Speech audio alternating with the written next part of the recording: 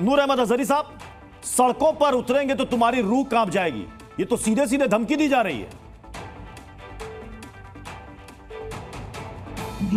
जो दूसरे लोग दिल्ली में धर्म संसद की तैयारी कर रहे हैं, उस पर भी आपको डिबेट बुलानी चाहिए थी, उस पर भी उसको भी शामिल करना चाहिए इसमें।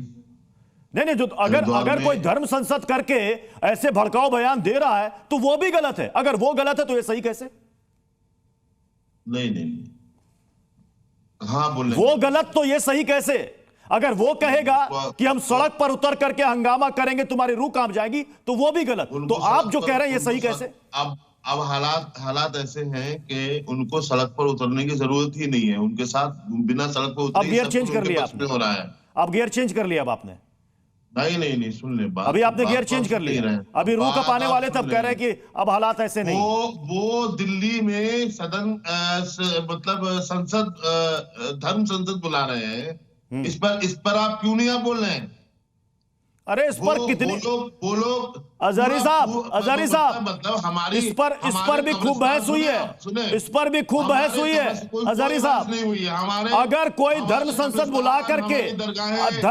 बुला करके अनर्गल अनाप शनाप भड़काऊ बयान देता है तो उस पर एक्शन होना चाहिए।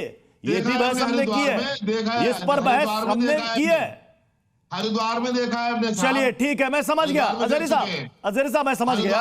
आप इसे जस्टिफाई करने के लिए तीन चार ऐसे बयान कोट कर दीजिए। हमारी दरगाहें, हमारी मस्जिदें, हमारी औकात की जमीनें जब आप छीनने की कोशिश करोगे तो क्या करेंगे? सड़कों पर नहीं आएंगे, बताओ आप। अभी आपसे छीन ली गई जमीन। अरे और ये तैयारी क्या है? अच्छा, तैयारी चल रही है। धमकियां जो रोज ये धमकियां मिल रही हैं। इनकी कहां से जमीन आ गई भाई? देशभक्त है, इनकी जमीन कहां से आ गई? कागज दिखा दो, कागज दिखा दो, कागज। अरे किस चीज के कागज दिखा दो? जमीन के, हमारी जागीर है। जमीन के कागज तो दिखाने ही पड़ेंगे ना। अरे जमीन के कागज तो दिखाने पड़ेंगे, नहीं चलेगा यहाँ से लेके वहां तक हमारा है। और जमीन तुम्हारी है तो कागज दिखा दो। जमीन तुम्हारी है तो कागज दिखाओ। वक्फ बोर्ड के नाम पर जो लैंड जिहाद किया गया वो नहीं चलने वाला है। वक्फ बोर्ड का आश्रय लेकर के आधे भारत में जो कब्जा कर रखा है वो नहीं चलने वाला है। कागज तो दिखाने ही पड़ेंगे मौलाना, कागज तो दिखाने ही पड़ेंगे। रूह कांप जाएगी क्योंकि संविधान में विश्वास तुम्हारा है नहीं, कोर्ट कचहरी में तुम्हारा विश्वास है नहीं। अभी तक हंगामा ही तो करते रहे हो, हंगामा ही करते रहे हो, हंगामा नहीं चलेगा। कागज तो दिखाने ही पड़ेंगे मौलाना, कागज तो दिखाने ही पड़ेंगे। जमीन तुम्हारी है तो कागज दिखा दो। जमीन तुम्हारी काहे की जागीर? कहां से लेके आए? कहां से लेके आए भाई? अरब से लेके आए क्या?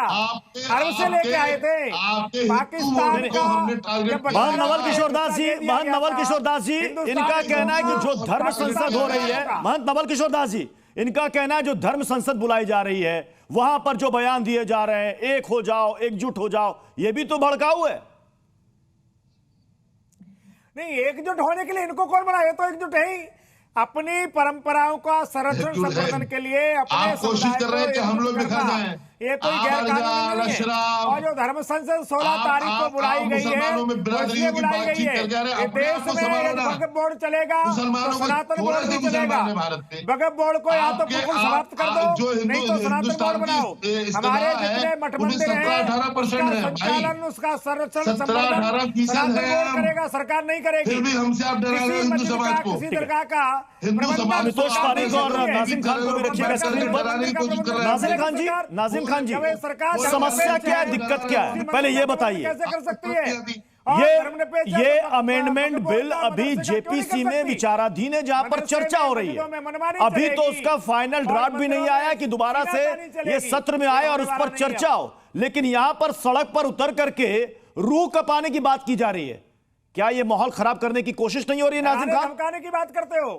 प्रत्युष भाई देखिए, आप बहुत ही सम्मानित पत्रकार हैं, मैं दिल से रेस्पेक्ट आपकी करता हूं, क्योंकि आप जो डिबेट करते हैं ऐसी डिबेट करते हैं, सार्थक डिबेट करते हैं, जिसका बहुत अच्छा मैसेज पूरे देश के अंदर जाता है। और देखिए जिस तरीके से बार बार ये बात आ रही है कि मौलाना तौकीर रजा साहब कह रहे हैं कि हाँ दिल्ली के अंदर चलिए। देखिए लोकतांत्रिक मुल्क है, यहाँ हर किसी को संवैधानिक अधिकार है यहाँ अपनी बात रखने का। और रही बात यह कि बार बार जिस तरीके आप लोग ये सोचते क्यों नहीं, जो काटने के हिंदू की बात करते हो आपके साहब कैसे हो जाते हैं? सही है, चिश्ती बोलता है महिलाओं के विरुद्ध, वो आपके साहब हो जाते हैं, चिश्ती हो जाते हैं।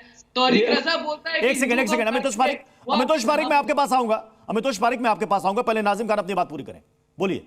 हाँ प्रत्युष भाई देखिए, बार बार यहाँ पे बात आती है कि कागज दिखाइए।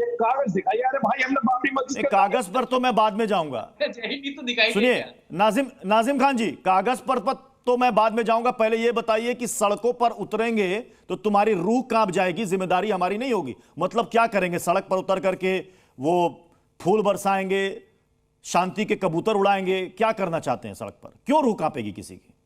हाँ प्रत्युष भाई देखिए, जिस तरीके से मौलाना तौकीर रजा साहब ने जो बयान दिया है कि सड़कों पे, उसे आप भड़काऊ की श्रेणी में रखते हैं या नहीं रखते हैं, हाँ या ना?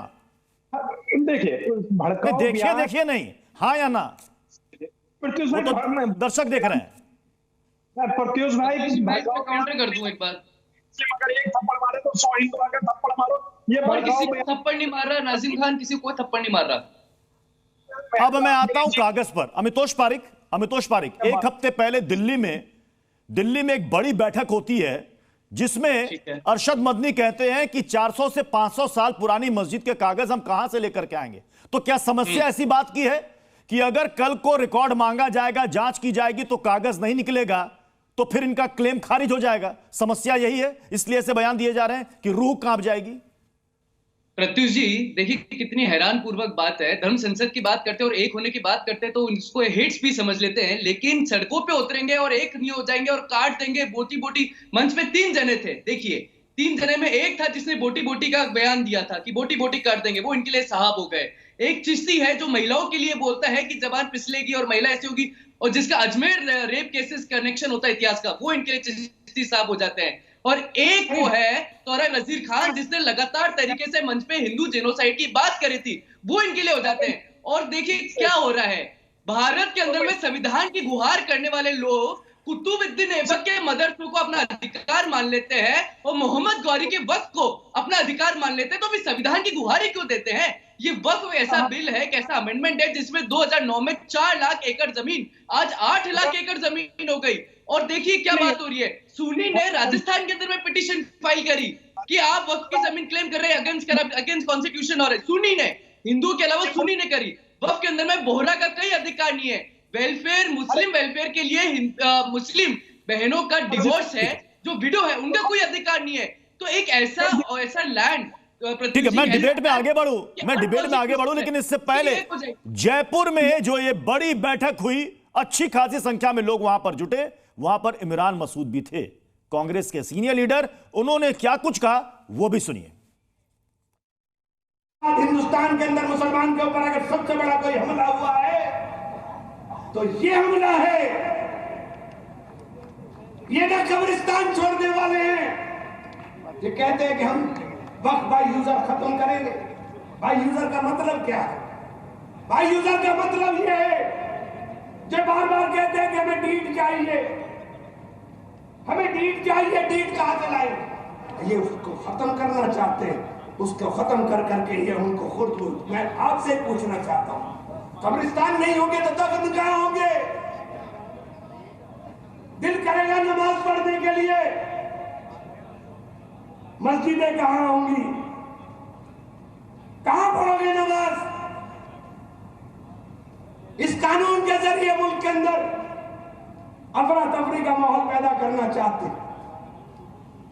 इसलिए आप लोगों से कहना चाहता हूं, बेदार होने की जरूरत है और उन लोगों को पहचानने की जरूरत है।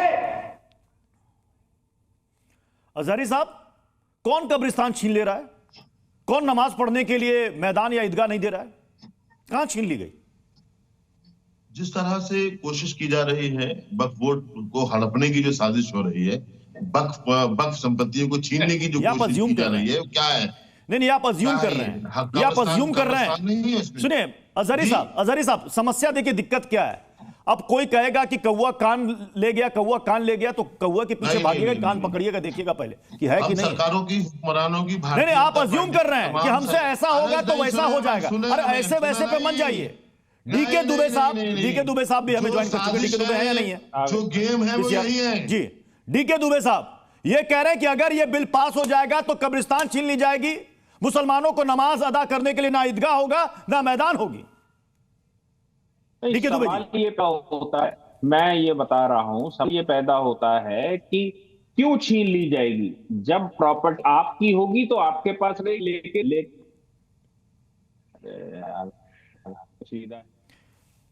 अमितोष पारिक इस पर जवाब दीजिए जल्दी से। प्रत्युष जी देखिए कि कब्रिस्तान की जमीन को जो क्लेम कर रहे हैं ये लॉ के बिल्कुल अगेंस्ट है, और कब्रिस्तान की जमीन कभी वक्फ की होती नहीं, वो हमेशा गवर्नमेंट की होती है और गवर्नमेंट लैंड देता है। और सेम पीआईएल जोधपुर हाईकोर्ट में चल रही जो एडमिट हो चुकी है। तो देखिए किस तरह से भड़काया जा रहा है और किस तरह से लोगों को मिसगाइड करा जा रहा है। कब्रिस्तान की जमीन, अभी शाही ईदगाह की जमीन को खुद की बना ली जो डीडीए की थी, कब्रिस्तान की जमीन को खुद का बना ली जो सरकार की है। तो ये सरकार के लैंड पे एंक्रोचमेंट करके खुद की जमीन से उन लोगों को भड़काए जा रहे हैं जिनके वो समझ ही नहीं है। तो कुल मिला के एक वक्फ एक रियल एस्टेट कंपनी है जिसको इस बिल के जरिए खत्म कर देना चाहिए। वही सेक्युलरिज्म का फेवरिज्म होगा और वही राष्ट्रीय के विरोध नहीं बल्कि राष्ट्रीय हित में होगा। सुन लीजिए अमितोष भाई, मैं ये कहता हूँ ये संविधानिक मुल्क है, इसके अंदर आपको भी उतना जी एक सेकंड अमितोष पारिक हाँ नाजिम खान को बोलने दीजिए ताकि उनकी आवाज साफ साफ आए। हाँ बोले नाजिम खान बोले। संवैधानिक मुल्क है और इसी संवैधानिक मुल्क में आप सड़क पर उतरकर रोक पाएंगे। हाँ आगे बोलिए प्लीज, गो अहेड। हाँ देखिए, मैंने कहा कि ये संवैधानिक मुल्क है, ये संविधान से मुल्क चलता है। और देखिए हमारी मस्जिदों के ईदगाह के या कब्रिस्तान के जगह छीनने की तो तैयारी है, लेकिन हमने कभी भी अपने हिंदू भाइयों के शमशान छीनने की कभी भी कोशिश नहीं करी, क्योंकि हम जानते हैं यहाँ पर हमारे हिंदू भाइयों का अंतिम संस्कार होता है जब वहां जाते हैं। लेकिन इन लोगों की नजर हमारी ईदगाह पे, हमारी मस्जिद पे।